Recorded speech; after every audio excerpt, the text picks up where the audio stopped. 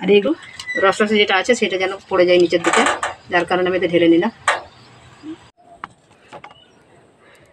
আসসালামু আলাইকুম, momo kitchen village ফুডে সকলকে স্বাগত জানিয়ে আজকে একটা নতুন রেসিপি নিয়ে এসেছি। আর এখন যেহেতু আঙ্গুরের সিজন, তাই আঙ্গুর দিয়ে কিশমিশ কীভাবে তৈরি করতে হয় সেটি আপনাদের সঙ্গে শেয়ার করবো। আর কিশমিশ বানানো খুবই সহজ, যে কেউ বাড়িতে বানিয়ে ফেলতে পারবেন একবারে দোকানের মতো কিশমিশ।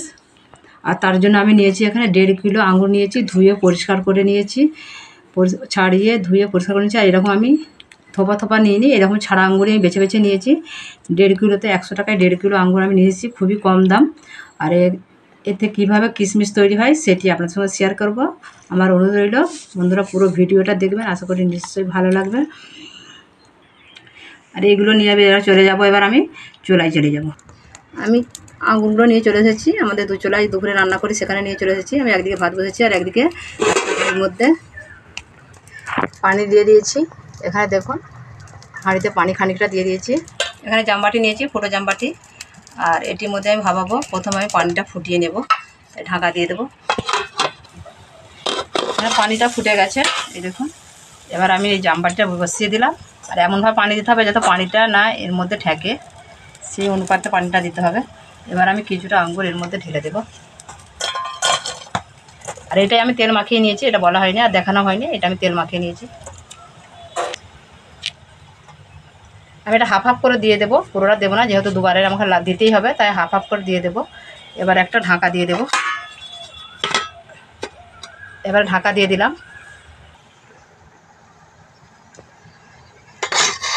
আমি 10 মিনিটের মতো ভাপিয়ে নিয়েছি। এবার খুলে দেখব, ভেপে গেছে। আর দেখুন কালারগুলো কেমন আঙুরে চেঞ্জ হয়ে গেছে, লাল হয়ে গেছে। এবার আমি নামিয়ে নেব। যখন হয়ে যাবে তখন বুঝতে পারবেন যে কালারটা পুরো চেঞ্জ হয়ে লাল হয়ে যাবে। এই দেখুন লাল হয়ে। এবার আমি এর মধ্যে ঢেলে নেব। এবার একইভাবে আমি এগুলো ভাপিয়ে নেব।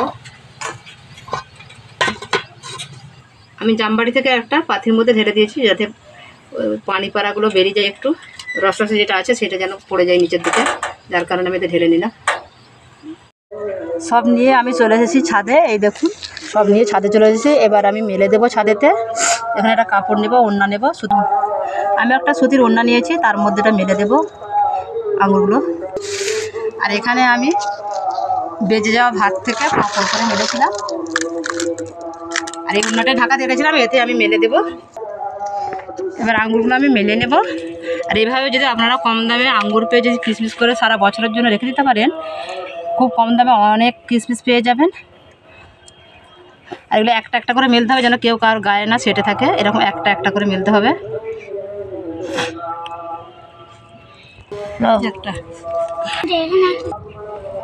আমি সব আঙুরগুলো ছড়িয়ে ছড়িয়ে মেলে দিয়েছি, কেউ কারোর গায়ে সেটে নেই, সেটে থাকলে একসঙ্গে কিন্তু জড়িয়ে যাবে।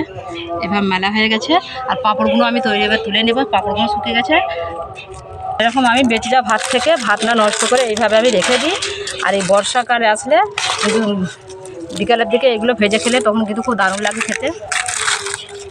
আর সামনে তো বর্ষা আছেই, তখন এগুলো ভেজে খাবো, দারুণ লাগবে। ঘরে কিছু হলে তখনও ভেজে খাওয়া যাবে। চলে এসেছি ছাদে। আর এখানে যে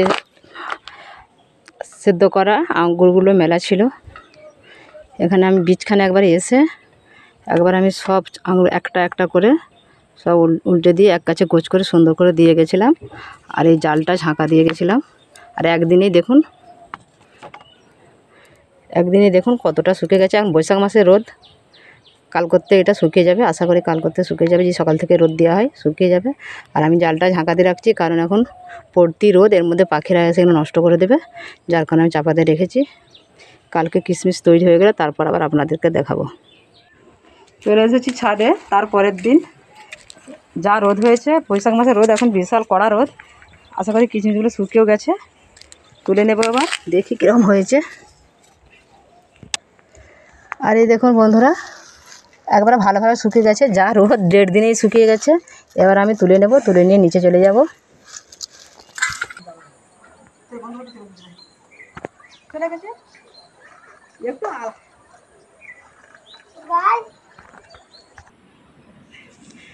আমার কিশমিশ একদম তৈরি। এই দেখুন কত সুন্দর হয়েছে। আর 100 টাকার কিশমিশ কত হয়েছে দেখুন না, এগুলো দোকানে কিনতে গেলে প্রায় 150 টাকা নেবে। আর আমরা যদি এরকম কম দামে এই সময় আঙ্গুর কিনে আর এরকম যদি কিশমিশ করে সারা বছর সঞ্চয় করা যাবে, করে রাখলে একে একে কিন্তু কী করতে হবে, কিশমিশগুলোকে এরকম একটা কাঁচের বয়েম নিয়ে কাঁচের বয়েমে যদি রেখে দেন, আর মাঝে মাঝে রোদ দিতে হবে, মাঝে মাঝে রোদ দিলে সারা বছর আপনারা রেখে দিতে পারবেন। তাহলে আমরা কত সহজে, আর বানানোও দেখলেন কত সহজ, কোনো ঝামেলা নেই, ভাপানো আর শুকোনো এইটুকু ঝামেলা, কিন্তু কোনো ঝামেলা নেই। এইভাবে কিশমিশ তৈরি করলে খুব সহজেই তৈরি করা হয়ে যায়। আর বন্ধুরা, আজকের কিশমিশ রেসিপি কেমন লাগলো অবশ্যই কমেন্ট করে জানাবেন। আর কিশমিশ যদি ভালো লাগে লাইক শেয়ার কমেন্ট করে দেবেন।